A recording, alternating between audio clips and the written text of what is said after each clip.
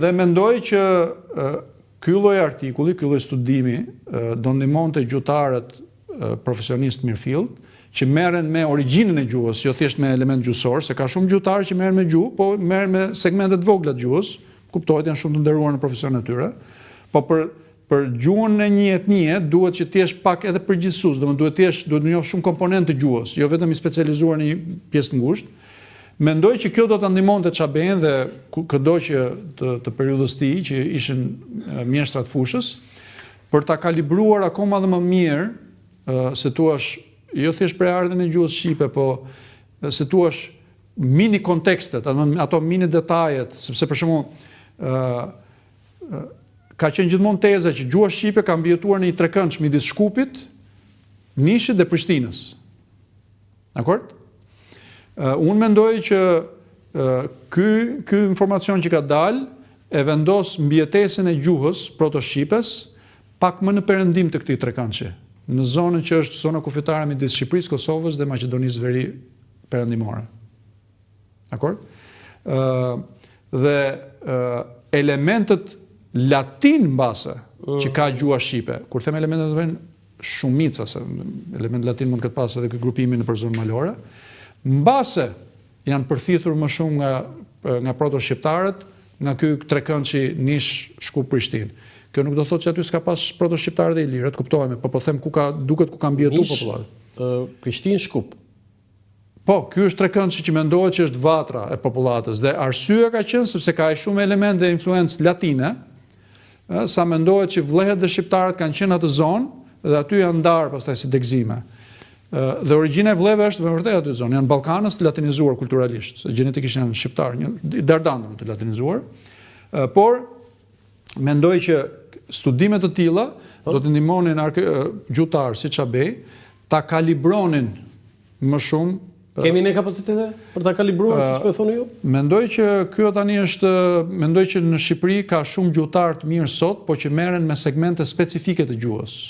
Do të këtu duhet ngulur që janë të thellë dhe të ngushtë. Mund të ketë dhe dikë që di edhe të lidhi gjërat bashkë, po unë nuk e njoh. Kështu por o do duhet një person që si Çabej që të ditë të përthithi detajet dhe segmentet e gjuhësisë të mbledhi bashkë. Ka pasardhës Çabej? Ose duhet pastaj që disa gjuhëtarë, secili specializuar në segmentin e vet gjyqësor, të bëjnë një ekip dhe të bëjnë një publikim të përbashkët siç kemi bërë ne. Një në një pasardhës të Çabejit? Unë nuk e njoh të gjithë gjuhëtarët shqiptarë, jam i sigurt që ka shumë profesionistë mirë, por nuk më takon mua të. Tani, unë një nga edukimet e mia është gjuhëletësia dhe me thënë drejtën sa më shumë kam lexuar zoti Bojaxhi, gjithmonë më ka habitur pozitivisht se si ka mbijetuar Shqipja. Tani ju vetë keni gjetur në një gjë nga Ilirishtja, në një të shkruar, në një gdhendur, në një... Ne nuk kemi arkeolog. Jo, me di që si arkeolog, po keni gjetur vetë se keni bërë një studim... Ne mund të themi vetëm këtë, që popullata e sotme, e gjitha, edhe shqiptarët që janë në Ulqin, edhe shqiptarët që janë në Shkodër, edhe ato që janë në Durrës, në Kavaj, në Lushnjë, në Lezhë, në Fier, në Vlorë, të gjithë ulësira perëndimore, fushore dhe kodrinore. Nuk kanë në nivel lokal më shumë se 1000 vjet aty. E gjithë popullata e sotme shqiptare, edhe në malësitë e Veri Perëndimit, edhe në Shalë, edhe në Shkrel. Si s'kanë më shumë se 1 vjet? Domethënë janë nga popullata që kanë mbijetuar në zonën o të Dardanisë, o të Dibërmatit dhe nga kjo popullatë. E nga ato kanë ardhur këtu. Është rishpërndar dhe është ripopulluar. Është rishpërndar. Po. Domethënë ne jemi dhe ne të skaparë që dolën parët, prapë kemi një të ardhur. Po ju edhe ju keni shumë nga këto të veriut që kanë zbritur. Ato biles janë shumicë aty në Shkraparët dhe në Korçë. Po unë thash ka një bërtham të vogël që kanë mbijetur në zonën midis Shkraparit dhe Korçës. Por ajo që po them është kjo. E gjithë popullata e sotme shqiptare, gjithë territoret shqipfolse, janë një shpërthim demografik i kësaj popullate të vogël në zonën midis malore, në kurrizin malor lindor, midis Shqipërisë, Kosovës dhe Maqedonisë Veri Perëndimore. Kjo popullat nga shekulli 7 deri në shekullin e 11-12 ka pasur një shpërthim të jashtëzakonshëm demografik, edhe vajtet e shqiptarëve në Greqi që sot quhen Arvanitas janë pjesë e këtij konteksti, janë shpërthimi i fundit i kësaj vale. dhe duke ushtuar edhe duke ripopulluar ato territore që kanë qenë të ilirëve. Kuptohet, ata nuk e dinin që këto territore kanë qenë të ilirëve. Kjo është thjesht një popullatë mbijetuar në zona malore dhe siç thash është mrekulli ose rastësi që kanë mbijetuar dhe mbas dyndjeve slave është ripërtëritur demografikisht. Tani, çfarë rëndësie ka që jo, e para njëherë tek gjua, kemi ne dokumente të shkruara me atë që keni ju ndjeni, pavarësisht se ju jeni studiues gjuhës? Shiko, unë di që ka të është në përgur apo gjëra të tilla, ka element të shkruar, por që mund të jenë shkruar me alfabet latin ose grek, po që janë shqip. Domethënë siç një moment caktuar para 100 vjetësh, 100 ca vjetësh, disa njerëz, disa patriot u mblodhën, vendosën një fjalor dhe filluan ta shkruan në gjuhën shqipe në latinisht. Në gjuhën që ne flasim sot, në alfabetin që flasim sot. E njëjta gjë dikur për shkak sepse ilirët jetonin se mund t'u jap edhe një kontekst të kësaj punës së shkrimit të ilirëve, përdorin alfabetin latin ose helen për të shkruar fjalët ilirisht që ata kishin. Ka segmente janë të vogla dhe për këtë arsye nuk ka diskutime lidhur me gjuhën. Që t'ju japim prapë një kontekst edhe qytetarëve të dëgjuesve. Nga njerë zhvillimet shoqërore nuk ndodhin sepse një grupim është më superior ose më i zgjuar gjenetikisht se një tjetër apo diçka e tillë. Janë dhe rastësore. Kur hynin europianët në Ballkan, këto degëzimet e ndryshme, degëzimi që zbriti poshtë në atë që më vonë ishin Helenët, u bën Helenët dhe Greqia e sotme, ishin më afër kontaktit me popujt e lindjes mesme dhe civilizimet e para të njerëzimit kanë lindur në lindjen e mesme. Po dihet. Sepse aty lindi bujësia të mundson që ti të mbledhësh rezerva ushqimore, domethënë ti nuk ke nevojë të përdit mendosh se çfarë do ha, ku do marr ushqimin. Duke pas rezerva ushqimore, ti ke mundësi të krijosh një strukturë sociale, hierarki, ti ke mundësi të punësosh ca njerëz që të merren vetëm me ushtrinë, disa të merren vetëm me studimin, disa të merren vetëm me ndërtimin, dhe në këtë mënyrë ti krijon sofistikim. Kështu që civilizimet më të vjetra janë lindjen e mesme. Dhe arsyeja që grekët patën mundësi, dhe këtë nuk e them as për t'i nënvlerësuar, as për t'i ngritur, por po flasim realitetet, patën, si thua, shpërthyen nga ana kulturore, ekonomike e tjera dhe krijuan artin dhe veprat që krijuan, ishin më afër të parët në kontakt me lindjen e mesme. Dhe përvetësuan të parët më shumë influencë nga lindja e mesme. Dhe aty kishte një hibridizim kulturor midis indo-europianëve që erdhë dhe civilizimeve të lindjes mesme. Indo-europianët kishin eposin ushtarak, sistemin patriarkal e tjera, lindja e mesme kishte më shumë sofistikim teknologjik dhe kur i kombinon të dyja bashkë, krijon dinamikë sociale që bëri atë që... Ku qëndron tek qytetërimi? Më fal, duke pasur këtë avantazh paraprak, që ndodhi për arsye të rastësisë gjeografike, popujt e tjerë filluan të kopjonin. Çfarë ndodh sot? Krijon Amerika një model, ne e kopjojmë. Po. Dakor? Është krijon Franca një model e kopjon. E njëjta gjë ka ndodhur para 2000-3000 vjetëve, nuk është një shkencë e madhe. Qytetërimi i lirë. Po. Në raport me qytetërimin helen dhe romak, ku qëndronte sepse ne kemi qenë në zëmër të një lloji qytetërimi të jashtëzakonshëm. Po problemi qëndron që ilirët e jugut u influencuan nga helenët. Ilirët e Veriut? Ilirët e Veriut u influencuan më pak, por dhe pastaj ka dhe arkeologji nga ilirët e Veriut, po duhet vinë ata që janë ekspert fushës të flasin për to. Me ç'a ndodh? Me zhvillimin romak, edhe nëse do kishte pasur një bërthame ilire që më vonë mund kishte filluar të krijonte diçka me identitet më të qartë, flas në aspektin e qyteteve, ndërtimeve etj. Me pushtimin romak erdhi influenca romake, kështu që nuk e la që me kalimin e kohës gradualisht të shkëputesh nga kjo influenca paraprake helene, që more, për shembull, qytetet e Bylysit, ka influencë greke, nga mënyra se duke ato çfarë do bëjnë? Në kolon. Jo, Bylysi nuk ka qenë kolon. Por çfarë do bësh? Ti do kopjosh, dikush tjetër ka ndërtuar një qytet. Ti si e ndërton shtëpinë? Ndërton nga fillimi apo shikon komshiun, apo shikon ku ke qenë emigrant? Shikon si ndërtoi atje, vjen dhe ndërton diçka. Mund të integrosh dhe element që ke të tua tradicional. Po njerëz të ndryshëm bën një integrim me përmasa me përqindje. Do të qytetërimi i lirë, ju jeni duke thënë që kishte ndikime nga helenët dhe pastaj edhe nga romakët, por nuk kishte të njëjtin nivel. Po normal, për është e pamundur të mos influencohesh nga komshinët. Ne a influencohemi sot, po të shkosh nëpër lagjet shqiptare, nëpër fshatra, a janë gjithë shtëpitë një lloj? Janë si kanë qenë para 30 vjetësh apo kemi mësuar nga kur kemi qenë emigrant? Kemi marrë diçka. Njerëzit kopjojnë. Njerëzit kur ndërtojnë diçka ndërtojnë edhe për status.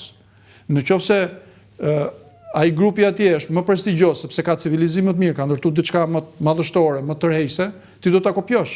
Kemi, ju lutem regjia më poshtë, kemi disa të tjera. Tani, ju përmendët edhe për në Çamëri, po në te shqiptar, te arbreshët në Itali keni bërë? Kanë bërë italianë studime të arbreshët, dallohet që janë nga popullata me origjinë shqiptare, por edhe arbreshët kanë ndryshime, për shembull arbreshët e Sicilisë janë çik ndryshe nga arbreshët e Kalabrisë. Çfarë do thotë? Të Sicilisë janë arbreshë që kanë shkuar nga Greqia Arvanitas në Sicili dhe para se të shkonin atje kanë pas dhe përzierje me grek. Kurse arbreshët e Kalabrisë janë të vajtur direkt nga Shqipëria. Kështu që janë më të afërt me popullatën gjenetikisht me popullatën shqiptare. Domethënë gjenetika kur bën teste me cilësi të lartë të ndihmon të kuptosh detaje të cilët pastaj të ndihmojnë të kuptosh konkretisht çfarë ka ndodhur historikisht. Domethënë jo të gjithë gjërat janë 100% një lloj, ka gjithmonë nuanca dhe testet cilësore të ADN-s të japin mundësi të kuptosh nuancat. Tani historiani dhe arkeologu William Ridgway shkruan: Orvatit e filo-helenëve për të interpretuar mas gjuhës greke emrat e heronjve legjendar të kohës së Iliadës dhe Odises, si Akili, Laerti, kanë dështuar, thot. Akejt e Homerit ishin për një racë nordike flokverdh e Sumavi që kishin invaduar Greqinë duke ardhur nga Adriatiku në kohra parahistorike dhe ishin bërë sundimtar të popullsisë vendase. A janë ata heronj tanj që na i ka vjedhur? Akejt janë popullata proto-helene ose Mikenasit. Mikenasit janë indo-europian. Tani, siç thash, indo-europianët janë përshkrimi është pjesërisht i saktë për mendimin tim. Indo-europianët kishin, ju thash, sistem luftarak, sistem patriarkal, dhe kur kanë shkuar edhe në popullatën në territorin që sot Greqia, një grupim i vogël indo-europian ka dominuar popullatën që ka gjetur dhe ka ndërtuar këtë sistemin me pallate mbretërore të centralizuar. Kështu që unë do thoja që ato akent janë patjetër indo-europian si origjinë, po a janë ilirë apo jo, pastaj këto janë diskutime ose proto-ilirë, këto janë diskutime.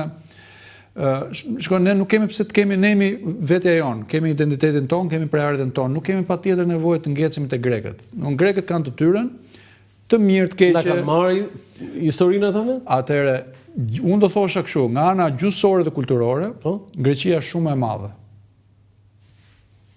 Nga ana gjenetike, Greqia është shumë e vogël. Është shumë e vogël, ë? Domethënë, gjenetika tregon që mbas një momenti të caktuar, kuptohet, edhe grekët kanë atë bërthamën e tyre, gravitetin gjeografik. Por ekspansioni grek i antikitetit, së të është vonë para romak, ka qenë kryesisht ekspansion kulturor dhe gjuhësor, nuk ka qenë lëvizje demografike. Edhe me çfarë di unë, edhe nga ato që janë bërë studime të varreve në Apolloni, Apollonia mund të jetë koloni e krijuar nga grekët. Por praktikisht shumica e popullatës në Apolloni nuk ka qenë greke, ka qenë popullat lokale që ka shkuar në një qytet dhe është bërë shumicë masive. Kështu që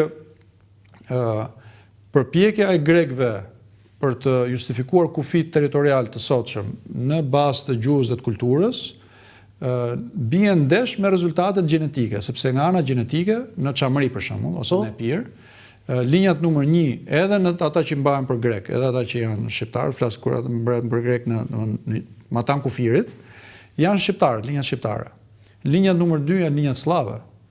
Dhe linjat numër 3 janë linjat e vjetra të Epirit që nga testet e deritanishme nuk lidhen as me grekët, as me shqiptarët. Po këtë duhet të shpjegojmë që ata s'lidhen me grekët. Po nuk lidhen as me shqiptarët, domethënë, sepse ne duam këtu lidhen me shqiptarët. Po se ne duam që çdo gjë ta bëjmë bardhëzi.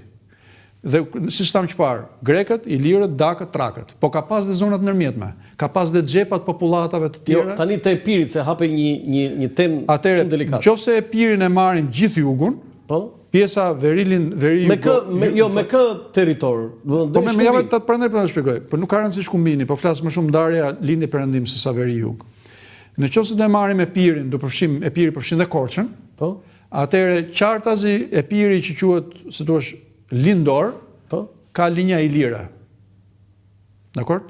Për këtë jam shumë i sigurt se arrita të ekstrapoloj nga popullata e sotme. Po, thot Berat s'ka parë Korçë. Po pra nëse Korça futet në Epir, atëherë aty linjat e Korçës janë linja ilire. Tu jemi në rregull. Nuk jemi në rregull. Ajo ku është për të diskutim është pjesa perëndimore e Epirit. Si thua, nga Gjirokastra përmet Kufiri përmet Gjirokastër deri në Bregdet. Këtu ka shumë pak linja të vjetra e periode, shumë pak. Këto linja janë sot edhe në popullatën që identifikohet si shqiptar, edhe në popullatën që identifikohet si grek. Po. Problemi që ndron që këto linja nuk janë indo-europiane. Janë linja që mund të jenë nga periudha neolitit ose periudhë indo-europiane, po jo indo-europiane, po të ardhur nga jugu Kaukazit. Duke që mos qenë linja indo-europiane, nuk i vendos dot një emër ilir ose proto-ilir ose proto-helen, sepse është një popullat që është asimiluar nga indo-europianët. Dhe tani si ta gjej unë që kjo popullata është asimiluar nga ato që ishin proto-ilirët apo proto-helenë, nuk e gjen dot me gjenetik.